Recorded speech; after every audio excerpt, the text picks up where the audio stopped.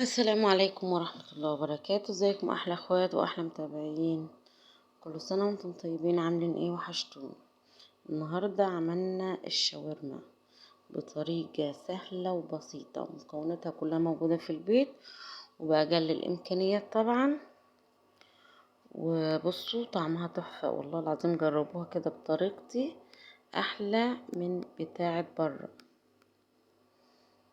تمام.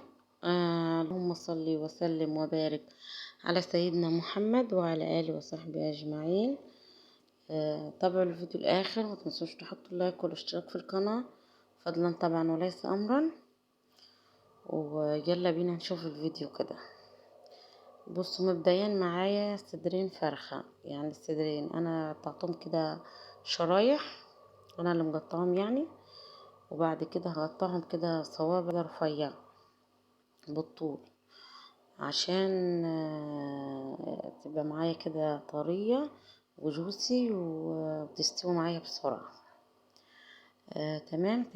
طريقة الشاورما دي يا بنات حلوة جدا. انا كنت عاملاها قبل كده بالعيش السوري بتاعها، بس منزلتش الصراحة. هي نفس الطريقة دي بس كنت عاملة لها العيش، مش عملتها فينو. بس مش نزلت. متهيألي منزلة مقطع صغير منها، مش منزلة يعني الفيديو كامل كده. بصوا زي ما انتوا شايفين يا بنات كده، هقطع معايا صدور الفراخ شرايح بالطول كده رفيعة زي ما انتوا شايفين عشان تستوي معانا. لازم تكون رفيعة كده بالسمك ده عشان يكون السوا بتاعها حلو. زي ما بناكلها بره او كده واحلى. اقسم بالله التتبيله دي حلوه جدا جدا جدا. جربوها ان شاء الله تعجبكم. ومتنسوش اللايك والشير والاشتراك في القناه، وحطوا لنا كده كومنت حلو وادعوا لنا بصراحه الحال لينا وليكم. وادعوا لنا دعوه حلوه ولكم بالمثل. اللهم امين. ربنا يصلح حالنا وحالكم، اللهم امين. اكبروا بخاطري وتابعوني واشتركوا في القناة. وصلوني لحلمي يا جماعة. حلمي وهدفي ان انا اوصل. بصوا انا زي ما بعيد وهكرر في كل فيديوهاتي، بحب الطبخ. اكتر حاجة بحبها في حياتي الطبخ والروتينات بتاعة الطبخ والاختراعات. وان انا بص ممكن اقف يوم كامل في المطبخ متعبش. بس اي حاجة تانية ما بحبهاش الصراحة يعني. بحب اعمل اكلات، بحب اخترع، بحب اجرب، ما بخافش. بخترع حاجات كتيرة كتيرة من زمان وكل الناس عارفاني. واقسم بالله مش شهادة في حاجة يعني، عشان يعني انا بعمل الاكل ان كل اللي بيدوق الاكل بتاعي بيشكر فيه، لدرجة كله بيضحك معايا يقول له اعملي افتحي مطعم ومش عارفة ايه والكلام ده.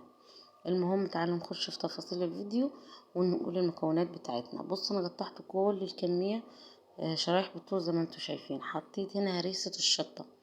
هريسة الشطة برضو منزلها على القناة اللي حابب يشوف طريقتها. ومعايا علبة زبادي، يبقى حطيت معلقة هريسة شطة وعلبة زبادي يا بنات. بصوا المكونات دي حلوة جدا.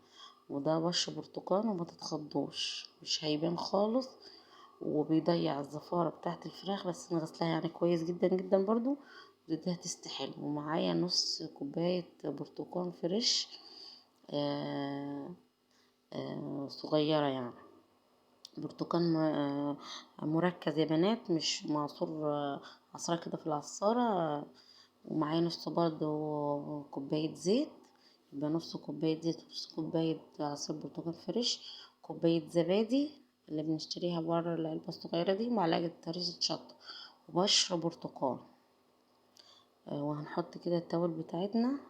اقسم بالله كان المغرب قعد له نص ساعة، عملتها مستعجلة. فانت لو حابة تعمليها من بالليل بتكون حلوة جدا.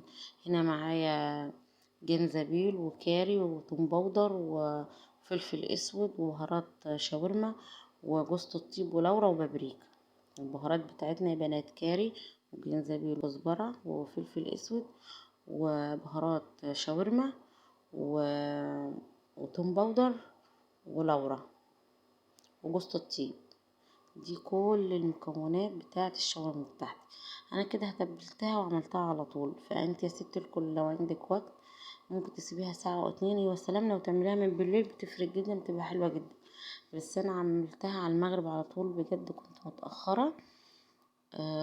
فعملتها يعني خلاص كان المغرب نص ساعة ويأذن، وكنت لسه بسوي فيها. بس برضو انجزت وعملتها الحمد لله قبل الفطار. هنا حط الملح بتاعي طبعا، ظبطي الملح بتاعك وبس كده، مش اكتر من كده. يبقى انا كل التوابل حطيتها على بعض، وبعد كده هنطلع هنسويها على النار. هنجيب كده صينية وهحطها كده على البوتاجاز، وهنزل بالخليط ده كله لحد ما تستوي معايا. بس طلعت حبة شاورما فظيعة بجد، حلوة جدا. جربوها بنفس الخطوات، والتوابل اللي انا حطاها معالق صغيرة عشان ما بحبش الطعم التوابل يبان في الاكل كتير. حطينا صينية على النار من غير اي مواد دهنية، لان انا حاطه نص كوبايه زيت، وبعد كده هرجع احط تاني عشان انا ولسه في مكونات تاني معايا، البصل والفلفل، وهنشوف هنسويها ازاي. بصوا الصينيه كانت سخنه جدا، تنزلي بالشاورما وما تحركهاش كده غير بعد شويه يعني. هنسيبها كده، وبعد كده هقلب فيها، وبعد كده هنحط باقي المكونات. طعمها شكلها بص يتحدث عن نفسه بجد حلو. هنا كانت اتشربت كل السوائل اللي فيها في نفس الصينية. حطيتها في طبق تاني وفي نفس الصينية يا بنات. هنزل كده ببصلاية مقطعها جوانح وشرايح زي ما تحبوا. بس يعني بص هقلبها وهنزل بالفلفل. عايزين تعملوها بالعيش السوري تمام، عايزين تحشوها في الفينو زي ما أنا عملتها بتبقى حلوة برضه في كل الأحوال. هنا معايا حبة فلفل أحمر وأخضر وأصفر، المتاح عندك برضه ممكن تعمليه بيها، بس أنا يعني كان متوفر عندي ال3 ألوان، فحبيت أحط الخضار حلو جدا للأطفال يعني. ما بياكلوش كده، فداخليه في الأكل برضه حلو ومفيد. نزلت كده بالتتبيلة بتاعت الشاورما.